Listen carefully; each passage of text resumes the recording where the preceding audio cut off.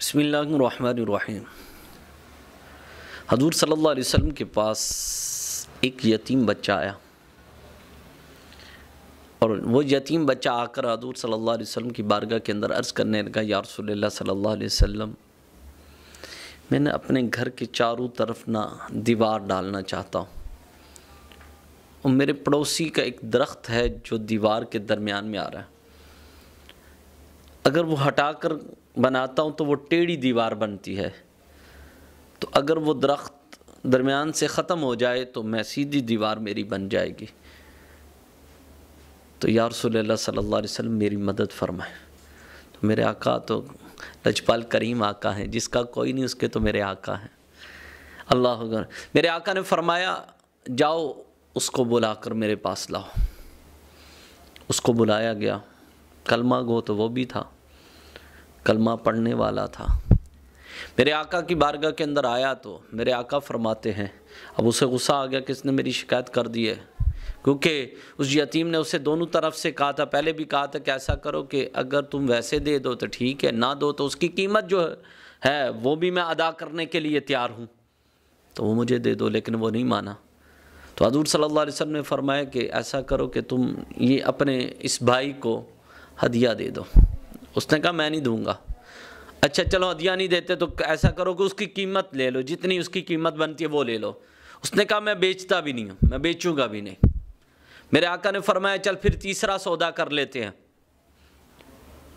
تو ایسا کر کہ یہ درخت اسے بیچ دے، اسے درخت بیچ دے، اور میں ایسا کرتا ہوں کہ رب کریم کی بارگاہ کے اندر دعا کرتا ہوں کہ اللہ تجھے اسی طرح کا درخت، بلکہ اتنا بڑا درخت جنت میں عطا فرمائے گا کہ 100 سال گھوڑا سواری جو ہے عربی نسل کا گھوڑا اس کے نیچے بھی بھاگے تو اس کا سایہ ختم نہ ہو، اتنا بڑا درخت اللہ تجھے جنت میں عطا فرمائے گا۔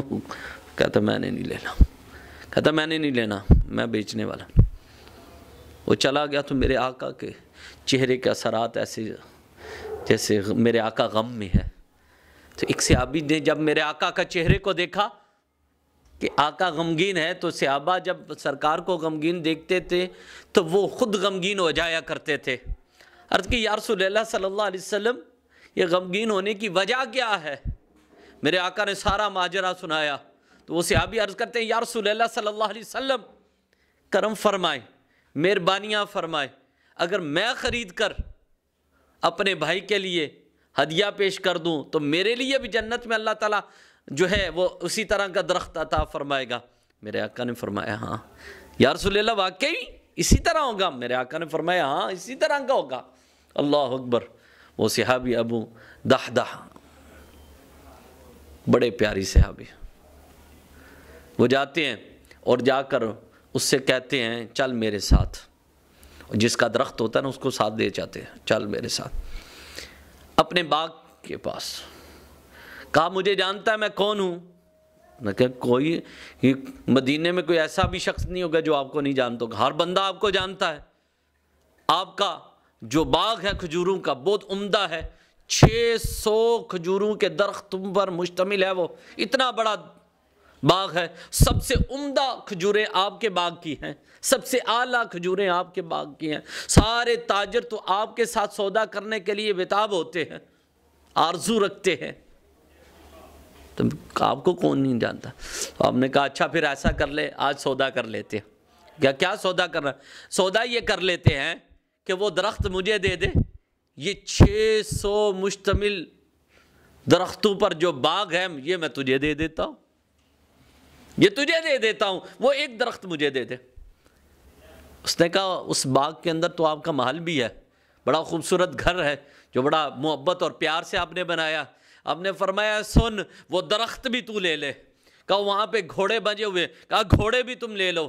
کہا وہاں پہ آپ کے اونٹ بجے ہوئے، کہا اونٹ بھی لے لو۔ کہا بکریوں کا ریوڑ ہے، کہا ریوڑ بھی لے لو۔ کہا وہاں پہ سامان ہے، کہا سامان بھی لے لو، سب کچھ لے لو، ہر چیز لے لو، لیکن اس کے بدلے میں وہ درخت مجھے دے دو۔ اللہ اکبر، اللہ اکبر۔ کہتے ہیں ٹھیک ہے۔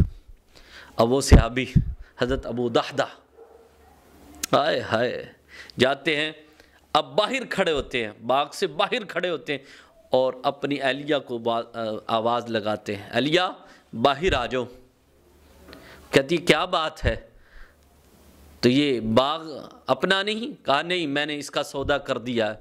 تو ان کی اہلیہ پر قربان جب کہتی ہیں کہ میرے سرتاج کبھی گھاٹے کا سودا نہیں کرتے۔ کہا آپ نے سودا کر لیا، کیسے سودا کیا؟ کہا اس کے بدلے میں جنت کے درخت کا سودا کر لیا ہے، جنت کے درخت کا سودا کر لیا ہے۔ ان کی اہلیہ کہتی ہے اپنے بچوں کو نکلو، بچوں کو ساتھ لیتی ہے، باہر نکلتی، ان کے ہاتھوں میں اگر کھجوریں وہ بھی پھینک دیتی ہے، یہ کعب ہماری نہیں رہی، یہ ان کی مانت ہے، ان کو لوٹانی ہے۔ بچوں کو لے کر باہر آ جاتے اور میرے آقا کی بارگاہ کے اندر، وہ صحابی جب میرے آقا کی بارگاہ کے اندر آتے عرض کرتے یا رسول اللہ صلی اللہ علیہ وسلم میں نے وہ درخت خرید لیا ہے اور اپنے بھائی کو ہدیہ پیش کر دیا ہے۔ تو میرے آقا مسکرا پڑے اور آنکھوں سے آنسو بھی ہے، اللہ اکبر، سینے سے لگاتے۔ اب نے فرمایا میرے ابو دحدہ سنو، اس نے تو ایک اس کو کھجور کا درخت کہا تھا، اس کے بدلے میں اللہ اسے ایک کھجور کا درخت جنت میں عطا فرماتا، تو 500-600 کھجوروں کا درخت اللہ کے نام پر باغ پورا دے دیا ہے۔ اسی طرح کا باغ اللہ تجھے جنت میں عطا فرما دے گا، اسی طرح کا جنت میں عطا فرما، وہ تمہاری ملکیت ہوگی، اور جس طرح گھر تم نے دیا ہے اسی طرح کا عالی شان گھر اللہ تجھے جنت میں عطا فرما دے گا۔ یعنی سرکار کی خوشی پانے کے لیے صحابہ کی محبت دیکھو، پیار دیکھو کہ سب کچھ لٹا دیا۔ کہا کہ جو کچھ بھی ہے سرکار کے صدقے سے تو ہے، محبت ہو تو ایسی ہو۔ اللہ تعالیٰ ایسی محبت ہم سب کو بھی عطا فرمائے۔